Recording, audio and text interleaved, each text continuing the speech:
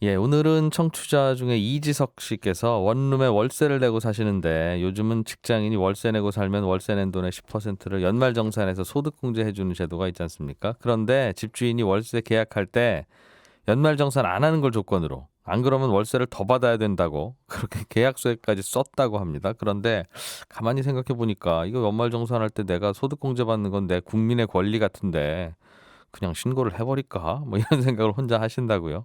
어떻게 해야 됩니까? 이런 질문을 주셨는데 굳이 조언을 드리자면 나중에 이사 가시고 나서 이제 집주인이랑 다시 얼굴 볼 일 없어질 때 한 5년쯤 후에 따로 소득공제 신청을 혼자 하시는 방법도 있습니다. 그동안 못했던 걸 한꺼번에요.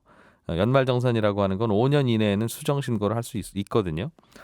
그런데 또 하나 고민을 혹시 시작하시면 이 월세 소득공제라고 하는 게 연봉 몇 천만 원 이하의 직장인 이렇게 딱 그 규정이 있잖아요. 그런데 지금 예를 들면 질문하신 이지석 씨가 연봉이 매년 오르고 있으면 그 연말정산 수정 신고를 할 때쯤이면 그 기준을 넘어설 수도 있을 것 같은데 그러면 그때는 월세 소득공제 대상이 안 돼서 신청도 못 하는 게 아니냐 이제 이런 걱정도 드실 수 있는데 연봉이 아무리 중간에 올라도 괜찮습니다. 연말정산할 때 빠뜨린 게 있으면 5년 이내에는 언제든지 그걸 추가로 할 수 있는데 그건 내가 타임머신 타고 옛날의 나로 돌아가서 다시 하는 거라고 생각하시면 됩니다.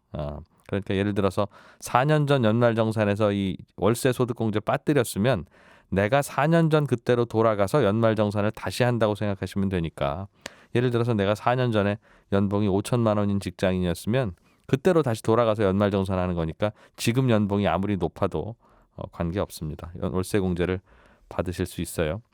이렇게 연말정산을 나중에 5년 이내에 다시 수정 보충하는 경정청구 제도는 이렇게 집주인들이 월세 소득공제 신청 못하게 할 때도 써먹을 수 있고 또 회사에 내 프라이버시를 알리기 싫은 경우가 있잖아요. 뭐 가족관계라든가 등등 그런 것도 또 써먹을 수 있는 그런 제도고요. 집주인들도 이제는 이렇게 굳이 하셔도 세금 어차피 다 내야 됩니다. 연말정산 하지 말라고 하는 이유가 내가 월세 받는 걸 나라에서 모르겠지라고 생각하시는데 지금까지는 몰랐습니다만 앞으로는 그 집에서 쓰는 전기요금, 뭐 초고속 인터넷, TV 이런 거랑 맞춰보면 여기서 사람 살고 있다는 게 다 알 수 있잖아요. 그렇게 이제 정부가 데이터베이스를 다 만들어 놨으니까 예. 친절한 경제였습니다. 알아야 될 것들 많이 안내를 해주고 눈높이에 딱 맞는 만인의 경제 과외 선생님?